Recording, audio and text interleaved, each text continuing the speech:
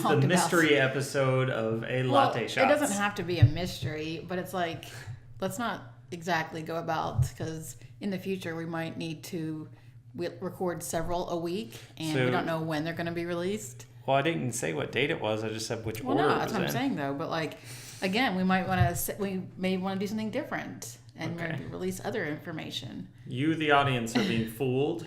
This was 3 years ago to the day. Okay, let's not be dramatic. So we visited Roaster today, and we came home and we're too excited to get a cup of coffee, and that we were like, we got to make our own coffee today, so why not review it? So these were the beans, and I'm going to end up throwing a picture up instead. These are the beans we roasted this morning. We did every little ting to that bag. We watched this go from green beans. Green beans. Green beans. My favorite kind of green beans. To putting them in the bag and stamping and dating. Yeah. And not having to call it the next day. Absolutely. And it is... totally taking advantage of it tonight. Oh my gosh. It is an Ethiopia single origin coffee. It's kind of a medium roast.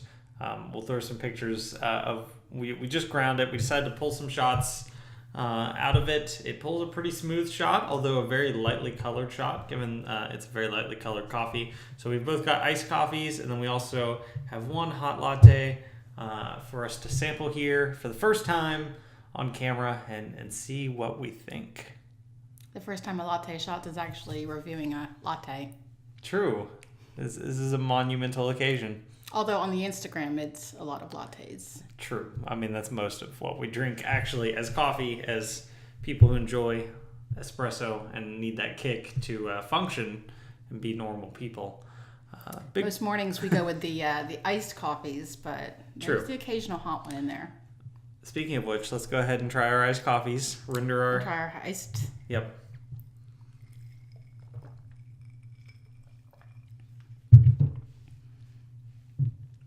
I still drink faster than you, which is so funny.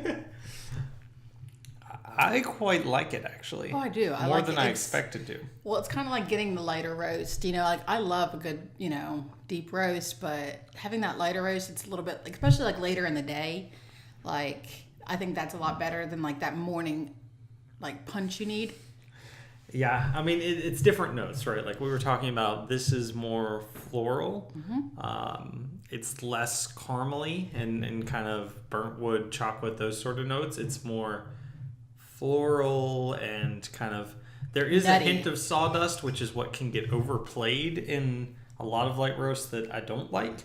But this one, it's a pleasant sawdusty hint, if that makes sense.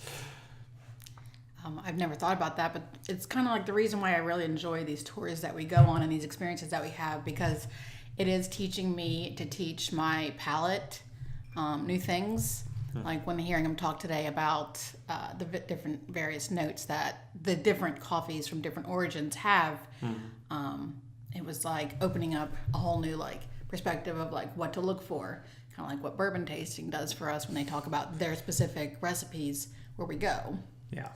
So I enjoyed that. Yeah, absolutely. All right, I'm going to actually just dive into this too. Okay, go ahead.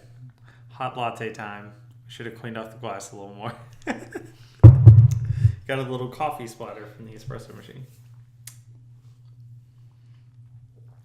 Now I automatically really taste the nuttiness first and foremost. And you noticed that in the cold one too, but probably. Well, that's what I was trying to say, but you were talking over me. You asked my perspective. Don't you get offended. No, I'm used to it. It's okay. You'll see what I have to deal with. I'm out here just trying to move through my day and be a part of this, and she just comes out and attacks me. It's terrible. That's a hard life out there for a white male.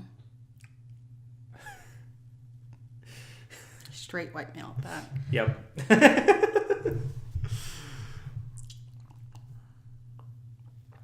I do like it warm better. I don't have a problem with it cold, but my vote's for the warm. This is going to be a tough decision.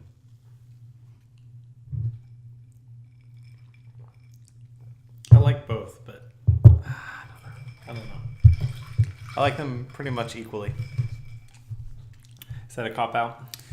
No, I just think the lighter roast for me, like whenever I go for this, like the espresso during the week that we have, like I like that bit of thickness that it has with my iced coffee. With the hot coffee, I like the lightness, and I guess I do like the nostalgia of drinking out of a coffee mug, because we don't do that very much. We generally drink out of cups. Sure. So maybe that's just what I associate with it, is like the years and years of drinking out of a coffee cup.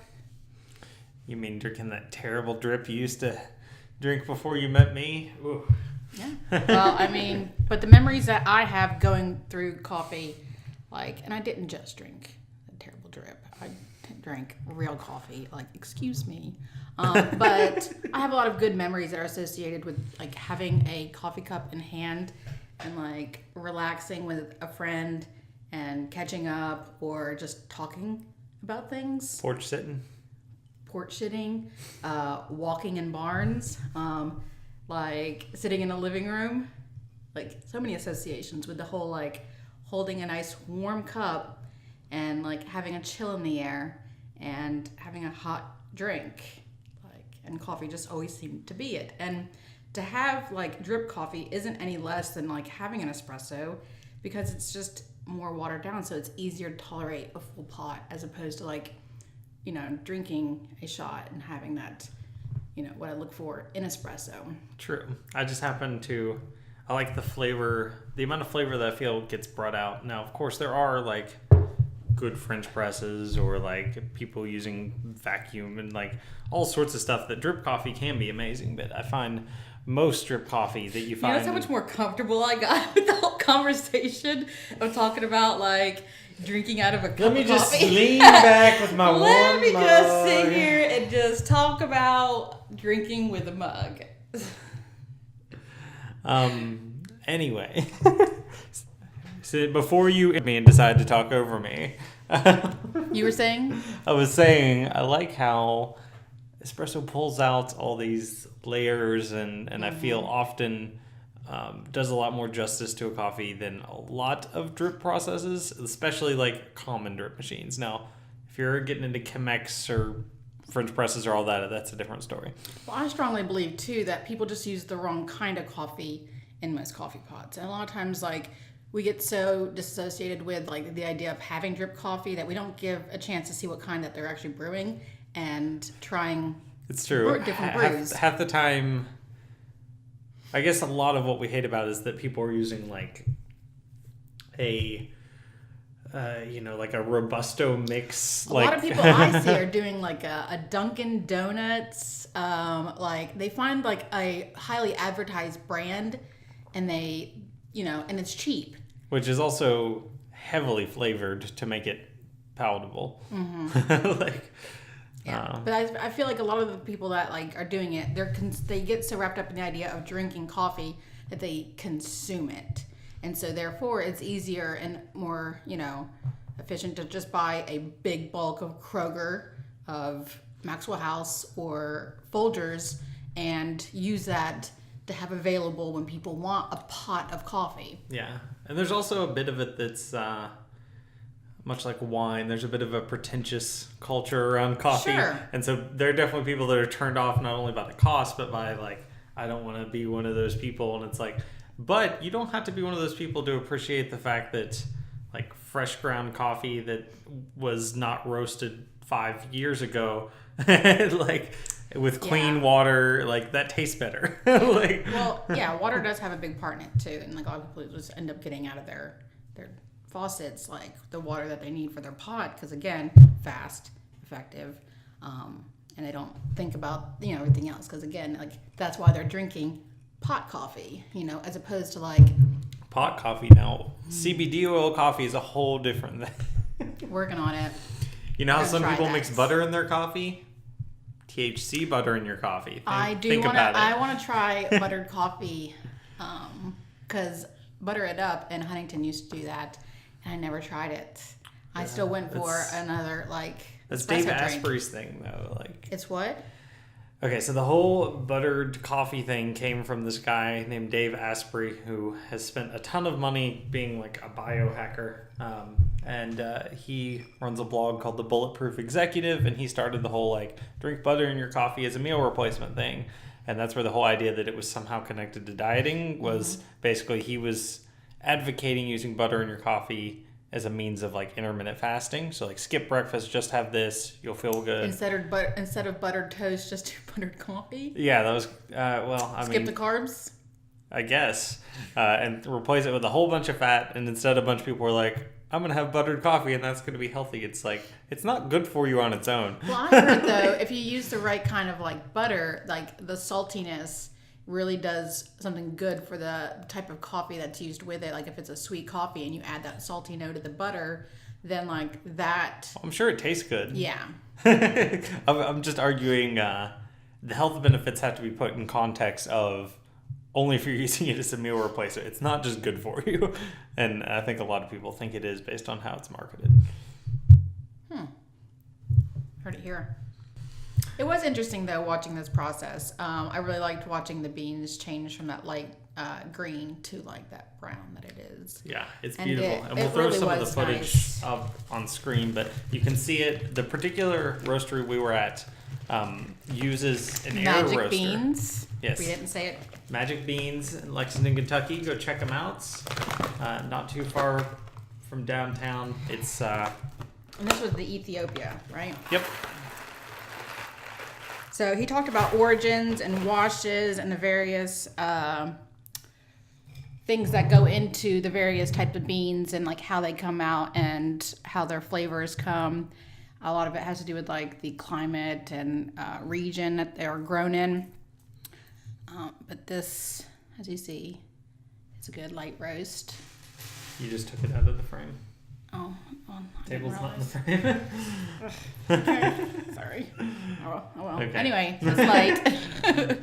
Well, again, we can throw a picture up on screen. Yeah. But yeah, it was interesting watching, taking the beans out of a burlap sack and then weighing them out. And this particular roastery uses an air roaster, not a drum roaster, which would be more common, which is kind of interesting to watch. And yeah, it's pretty. We'll again throw some footage up, but you're watching these beans and their glass sections that you can see into the machine, and you're just watching it fly around and gradually turn from green to kind of a golden color to these lighter browns, and then kind of a more medium like chocolate brown like it came out.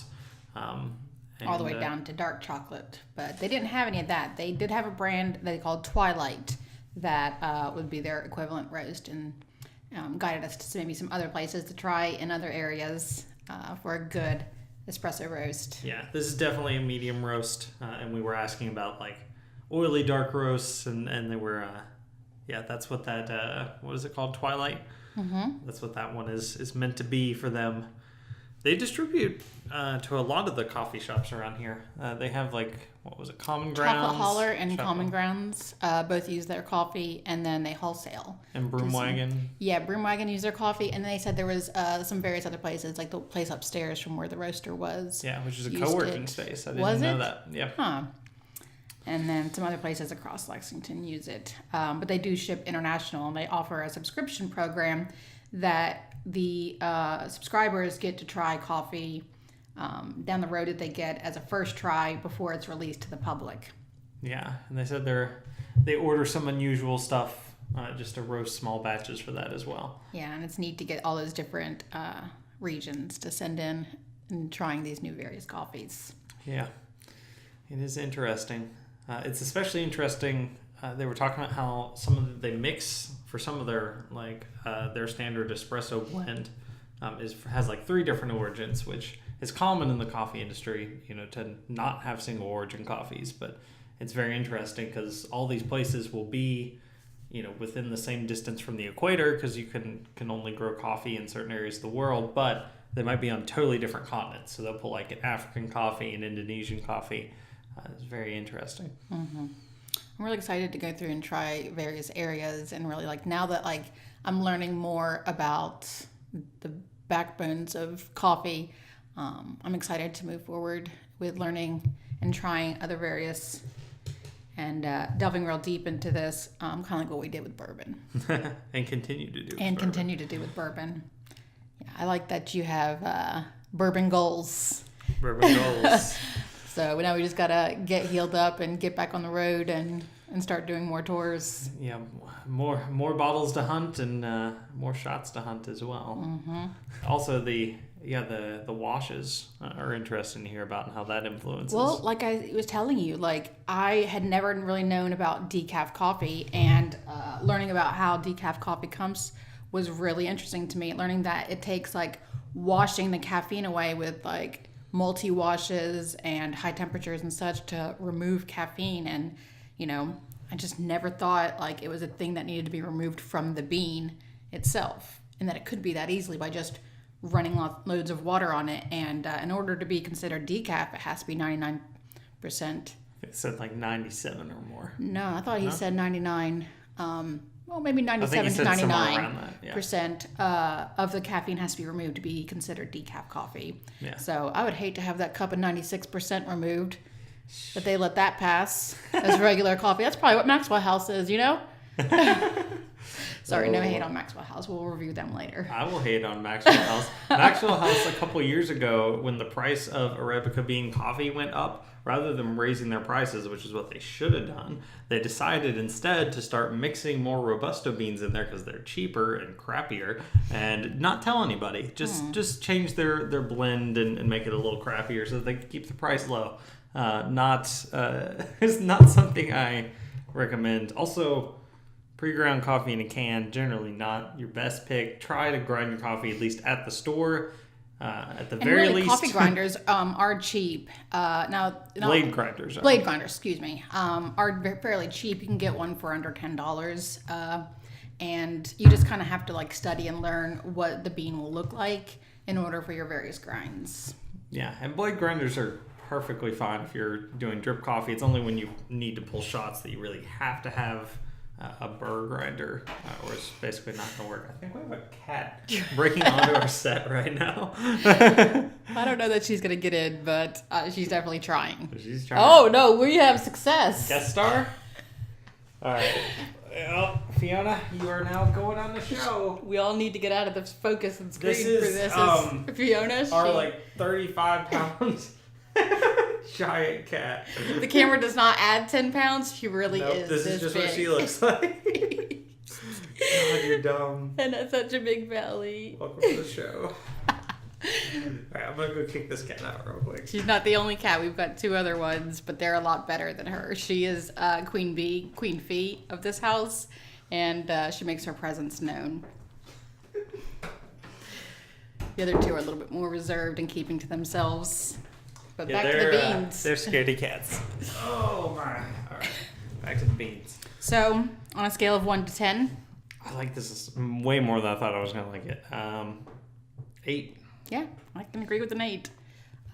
It's not an espresso, so again, like I'm rating it on the scale of a Ethiopian blend, and to not have too much to compare it on other than one cup of coffee I've had before from Ethiopia, I would give this an 8 for sure, just because I need to learn more about it. So I mean, I've had some Ethiopian like clovers and French presses and such, and yeah, I mean this is a better version of that because it's pulled as a shot, and you can pull light roast as a shot. Like it's just most espresso is. Well, that was is something dark I roast. learned today because I didn't even realize that. I guess I assumed that you needed those oils in order to pull. Just like the taste of them, all you need is take coffee and grind it the right amount, and you can, unless it's stale or something, like their coffee can get too stale to pull a proper shot. But yeah, like even a light roast coffee, if you grind it correctly, can pull a shot. It just tastes different. Learned that today. Yep. I learned a lot today. It was fun. Yeah. And we'll have to pull our burlap sacks out and show the camera here in a minute. Yeah. We don't have to do it here. We can do it on another episode or just feature it like on our Insta or something like. Oh, we're leaving the open loop so they come back. Or we could even review it on the website latteshots.com. True. Oh, Just look use at that that as the subtle image. plug. You can also subscribe to us on YouTube, and then when we put out the episode, like showing our burlap sacks, then you'll be subscribed to it, and if you hit that little bell. Also, tell us how you feel about Ethiopian coffee or some Ethiopian coffee I could try moving forward in order to better my palate. Yeah. Yeah, sure. Yeah. What's your favorite coffee origin? Yeah, tell us that. Go look up whatever coffee you drink. This is homework assignment. Whichever coffee you happen to drink, homework is to go and look it up and see what origin it's from. Where does your coffee in the morning come from? It's good And to do know. you hate It's us for hating on Maxwell House? Let us know. Are you a Folgers person? Also let us know so we can hate on your favorite coffee next time. Really interesting things that I learned today and I will now be playing with in the future is learning just now, like breaking it in half, really smelling the insides of the beans and looking for that full through roast that goes through. Yeah, that is interesting. It was interesting seeing the chaff too when they were roasting the beans. They were The shaft? not the shaft, the chaff. Watching it like the outer layers kind of fly off of it throughout the roasting process, and it looks kind of like it actually reminded me less of sawdust and more of like the skin on the outside. That's of what peanuts. I called it, bean skin. Yeah, it's like peanut skin. I called it bean skin when I was showing it to everybody because it just felt like a bucket of carcasses in there. Like the beans were literally spit out of their skin and their shells. And These poor beans. Have you ever seen I can't like agree with a that. photo of a coffee tree? Mm-hmm. Yeah. Starbucks has them, and Fair enough. Yeah, they kind of have them in both stages, don't they? yeah. Yeah, they're beautiful. They bloom those white, and then they have the red cherries. Yeah. And inside are hiding these little fellas. You think I don't pay attention to these things when I go out in public, but I do. Oh well. Sips coffee. So, what else did you find interesting about the visit and about what they were telling us? Well, just the fact that Magic Beans, like they're the only one in Lexington right now doing that process of the hot air roasting as opposed to like the drum roasting was really interesting. Yeah. And they were planning, I think, to be the only one with a large drum roaster once they seemed like they were planning on switching processes eventually, but they said they quite like this, at least for some of their coffees of particular origins, that I guess they feel they have more control over the roast or that the roast turns out better via this process. Mm-hmm. Yeah, and it really is interesting to be a part of a community that is a shared community like that. Like that's one of the things I appreciate, like where I live, is finding that place that really puts back to its community. And so the fact that they, are locally sourced and can be found throughout the city is really important to me. And just like their mission to keep fresh, best tasting product, and that they deliver immediately after roasting, and are what they consider, I guess they said, Rainforest Alliance certified. In addition to being Fair trade. fair trade, and certified organic. organic.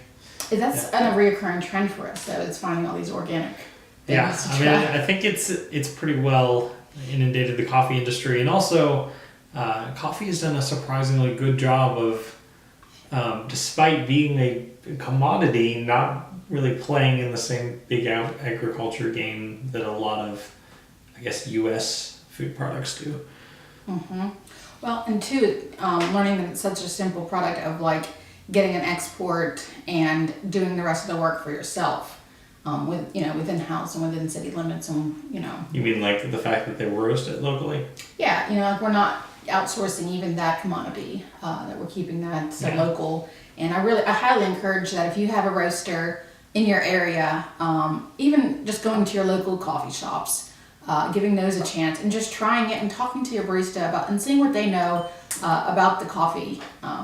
Because I really like the idea of like single origin, knowing who roasts my coffee and just like what it's about. I do like single origin, although I also think there's definitely something to be said for mixed origin coffees. I mean, it's still nice to know where your coffee was roasted, but or even where it was grown. But there's definitely something to be said for stacking flavor notes of different origins. Of Yeah, coffee. I totally get that. But just to find that bare minimum flavor though, it's kind of nice. Mm-hmm. Sometime we should do an episode just on washing processes. Yeah, for sure. Because that was really interesting to hear all that information. That would definitely give them credit once we do that episode. Yeah. It's been one of the more elusive things. I feel like the roasting is much easier to understand than I guess because we're so far removed from the washing process, because it tends to happen where the coffee is grown. So it's, I don't know, maybe we need a flight to Indonesia. You want to arrange that? Do you want to pay for it if I arrange it? No, that's what I meant by arranging it, is you could pay for it. With a big old, you remember that big old sack of money you're getting? Yeah, we're going to have to work on Kroger. Yeah, Kroger, as usual. Every episode we ask you to sponsor us. Where you at, bro? I'll see you tomorrow. Wow. I have to pick up my prescriptions. Oh, so I'm going to make a trip of it. Yeah. Don't need to pick up any coffee this time, though. I think we're set for now. Yeah. We got like 3 Thank you pounds. to Magic Beans. We each got a bag of coffee with our trip today. And we waited out and did every part to it. And this is about 7.5 ounces that you get, which to us is good because along with this, they also gave us a burlap sack to take home, which is just a neat little like take home gift because like they go through so many of them. So, they could have a few to spare for some people that are coming to tour them and spend their Saturday mornings with them. Yeah. They're very welcoming too. It's in an unusual spot. It was kind of like around the corner. The back door? And coming through the back door. Yeah, it's on the back of this brewery. It could almost be creepy. Like it's kind of dark and dingy in there. They have somebody waiting at the end of the street for you. Yeah, like you come here for the beans. We serve the beans right in that metal door there. It's funny because they talked about how people come in off the street because they see a sign for coffee or like roaster and they assume that they're going to have like a machine there and they walk in and it's like, hello. Can I get a latte? No, you can get 20 pounds of coffee. Yeah, because there's when you walk in, you're walking to this room and to the left there's all kinds of bags of beans. And then to the right, you see this room, and it's like that's where they do the bagging part. So it's like it goes from one to the other, and they said. I was telling them the capitalist in me hurt when they said that, and they don't sell them anything. I'm like, guys, you just put a machine in here. I was like, just put a little don't buy the big nice machine, but just get you a home espresso machine. Well, and if somebody happens to walk in and wants to pay you money for some coffee, the salesman says, why don't you have a shelf in there that you can have your merchandise kind of be displayed without being intrusive. Yeah. And they can sell their product right there. Like, you want a coffee? We've got coffee. Well, I think that section you walk in, I think that they were explaining that that's not actually theirs. I think that's what they were saying. So the lobby area isn't theirs. It's the I think it's just rooms? I think it's shared. Yeah. Okay. It's like that shared storage space. So well, they even then, if they find somebody walking into that lobby area, take them to that room where they do the stamping and the bagging. But I think their thing too is that they ensure freshness with their roast. So it could be fresher than going to the source. Well, that's the thing though, is they only roast 10 times a week, and that they only do. I thought they said they were doing 10 a day. No, she said 10 a week. Oh, okay. So they're only in there select days because they probably do have set delivery dates amongst the town, and then they probably do their mailing day for their subscribers or mailing times. It's once a month. Yeah. That they do the subscribers. So they probably don't need that space all the time, and it probably is a good idea to be shared, which is another great reason why shared workspaces are cost efficient. Yeah. When it works out. Yeah. Oh man. But I guess that doesn't really apply with their whole mission of providing fresh roasted coffee for the public. So maybe guiding them maybe that's what they do. They you can get our coffee at Commonwealth or Chocolate Heller, and or if you want a cup right now, upstairs sells coffee, and then you're also promoting businesses True. elsewhere within the town, and still making money. It just makes my little capitalist heart hurt that when you don't exploit opportunities, I'm like, oh. Yeah, but they were good people, and I feel like they have a good heart themselves, and their little capitalist heart is just too small. Whatever. In comparison to a big-hearted community. Whatever. I'm trying to help them have this runway, this longevity, get that big new roaster they want faster. It is a neat experience that they provide for the community to come in there and watch them roast it. Cool. Though. It was also hilarious that they're like, all right, this machine will burn you, don't touch it. Also, we're not having you sign any forms. That's probably going to change at some point. Because I feel like the people that go and do these are adults, and then it's just a matter of they had a really good eye on being natural and like watching us and making sure that we're safe at all times. I and agree, doing a lot but of the tasks that they already knew and have learned are dangerous tasks. yeah, but people are so litigious. It's like you just have to cover yourself at some point. But I'm sure they will as they grow bigger. They did allow me to record. They did. Which, I mean, you know, coffee roasting isn't a secret, but it's a new experience to us. Mm-hmm. Yeah, it's definitely fun to see all of this for sure. I think that like it was just that natural instinct or interest in like learning something from the beginning origin, like what we do with again with the bourbon, and just like I think that really triggered a lot of like wanting to know more about what I'm consuming and like my interest in what I'm putting in my body. Yeah. Our two favorite beverages, coffee and bourbon. Yep.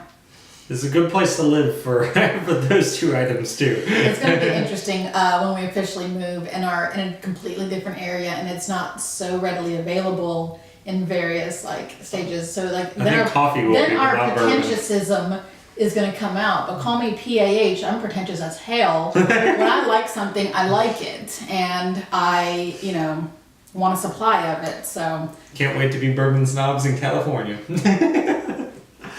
Maybe we can get more into wine then too, since we'll be closer to yeah, it. for sure. Especially that time that we went out there and sat in the mountains and drank wine. True. And I can't remember the name of that lunch. winery, but good winery outside of San Diego, which I did not expect. I thought that was too far south, but it's good stuff. Yep. And when I was in North, they do olives. And wine, for sure. And wine, yeah. Napa Valley. And wine. Well, I'm thinking of more north than Napa Valley. Ugh. I don't want to go more north than that. I liked it.